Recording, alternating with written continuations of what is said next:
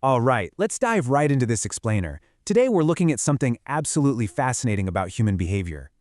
We live in a world that is just obsessed with noise. We're constantly surrounded by talking, shouting, this endless stream of hot takes on everything. But if you really pay attention to the dynamics of a room, you might start noticing a totally different pattern when it comes to highly intelligent people. And that is exactly what we're going to unpack today using the psychology of human communication. Seriously, I want you to think about this for a second. Have you ever noticed that some of the smartest people in a room aren't always the ones talking the most? It's a pretty powerful observation, isn't it? I mean, we've all been in that situation where the loudest voice is completely dominating the conversation, yet the person who eventually drops the most profound, problem-solving insight has literally just been sitting quietly in the corner the entire time. And this hits the nail right on the head when it comes to the biggest misconception we're tackling today. Society has basically fed us this myth that intelligence equals constant talking, that if you're smart, you've got to always be broadcasting your opinions to prove it. But psychology shows us the reality is actually quite different. The reality is that intelligence often equates to strategic silence. Now, just to be super clear here, intelligence doesn't automatically make someone quiet, and being loud definitely doesn't mean you aren't smart. But psychological research reveals that highly thoughtful people consciously use strategic silence, and they do it for some very specific evidence-based reasons. So, what exactly are those reasons? Well, these quiet thinkers generally share 5 distinct traits. They listen way more than they speak, they think before responding, they avoid unnecessary arguments, they actively observe people, and they possess this kind of quiet confidence. Let's jump right into the first one. Okay, trait number 1. Smart people spend more time listening than speaking. But we're not just talking about passive hearing here. It's what psychology calls active listening. This is the psychological practice of absorbing information completely, rather than just sitting there waiting for your turn to speak. Let's be honest, most people, when they're listening, are really just using that time to formulate their own reply. But highly intelligent people prioritize actually taking in data. They view communication as an opportunity to learn something they don't already know, instead of just repeating what they already believe. To really put this into perspective, picture a chaotic boardroom meeting. Everyone is interrupting each other, throwing out half-baked ideas, desperately trying to get the boss's attention. But the strategic thinker? They're the ones sitting back, taking notes, cross-referencing what Bob just said with what Sarah mentioned 10 minutes ago. They are mapping the entire ecosystem of the problem, while everyone else is, well, just making noise. So how can we actually use this? Here's a super practical takeaway for you. First, force a brief pause when someone finishes speaking. Seriously, don't jump in the exact millisecond they close their mouth. Second, instead of immediately offering your own opinion, ask a clarifying question. Say something like, "Hey, when you say X, do you mean Y?" Doing this forces your brain out of broadcast mode and right back into absorption mode. Moving on to trait number 2, thinking before responding. Now, I actually want to slow down for a second here, because cognitive processing, it literally takes time. When you're hit with complex information, your brain needs a moment to sort, analyze, and synthesize a high-quality response. People who are genuinely comfortable with their intelligence do not feel this panicked urge to fill dead air with immediate, poorly constructed words. When they get hit with a tough, complex question, highly intelligent people will often just say, "You know what, let me think about that," instead of blurting out the very first thought that pops into their head. Think about how rare and refreshing that is in everyday life.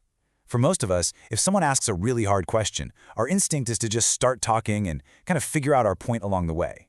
But the quiet thinker embraces the pause. They acknowledge the weight of the question, and they give themselves the runway to actually process it. So here's your homework for this one. The next time you're in a high-stakes conversation, try just counting to 3 in your head before answering. Embrace those short silences. They project authority, not confusion. Use those 3 seconds to quickly structure your thoughts. That way, when you do open your mouth, you're speaking in sharp bullet points, rather than a rambling paragraph filled with ums and ahs. Okay, we're going to group traits 3 and 4 together here because they make up this amazing social strategy of the quiet thinker. The core tactic is simple. Avoid unnecessary arguments, and instead, observe to understand. Highly intelligent people are absolute masters of energy management. They realize that getting dragged into a pointless debate is just a massive drain on their mental resources, so they redirect that energy into observation. The dual psychology at play here is wild. On one hand, you are fiercely protecting your mental energy. Debating someone whose mind is already completely made up causes a massive spike in cortisol and stress.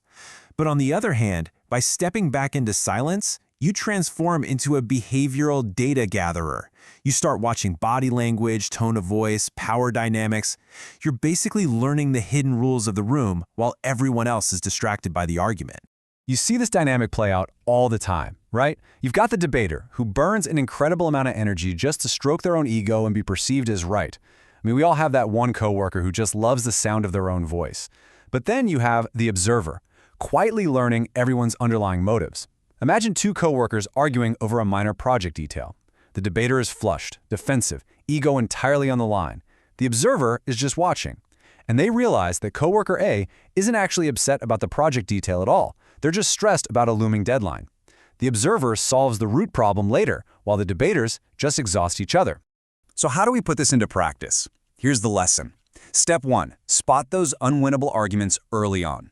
If the other person is acting on emotion rather than logic, it's unwinnable, period. Step 2. Disengage gracefully.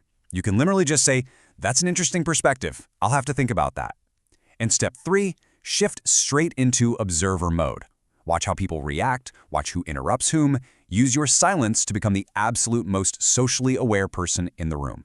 And all of this brings us to one massive, honestly game-changing realization. True confidence does not have to be loud. We are so conditioned to associate bravado, high volume, and dominating the room with self-assurance. But true psychological confidence, that deep-rooted, unshakable kind, is incredibly quiet. It really doesn't need a megaphone.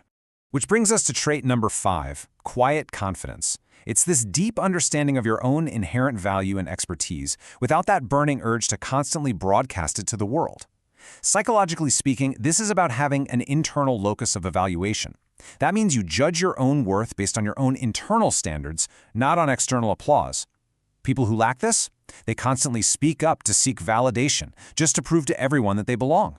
But the quietly confident person already knows they belong, so they only speak when it actually adds value. I'm sure you've met this person before. The real expert in the room who only chimes in when their specific knowledge is actually needed to solve the problem. They let the general conversation flow, they let people brainstorm, but the very moment a highly technical, specific roadblock appears, they lean forward, they deliver a precise 2-sentence solution, and then they comfortably lean back. It's high signal, zero noise. If you want to cultivate this kind of presence yourself, it really comes down to 3 steps. First, trust your knowledge. You don't have to unpack your entire toolbox all at once just to prove you have one. Second, speak with purpose. Before you talk, ask yourself, is what I'm about to say actually improving upon the silence? And finally, resist the urge to prove yourself. Just let your competence speak for itself when the moment actually requires it. So let's bring it all together and look at what we call the quiet advantage. When you combine these psychological traits, you basically create a superpower. You listen actively to gather better data. You think carefully to formulate brilliant solutions. You protect your energy by walking away from pointless ego battles. You observe deeply to understand the true motives of the people around you. And ultimately, you communicate with purpose, making sure that every single word you say carries immense weight. I want to leave you with this one final thought to chew on.